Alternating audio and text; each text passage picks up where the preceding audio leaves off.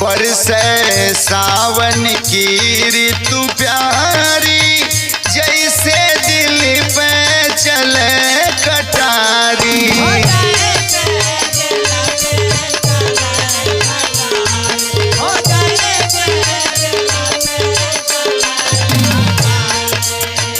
बरसे सावन की ऋतु प्यारी,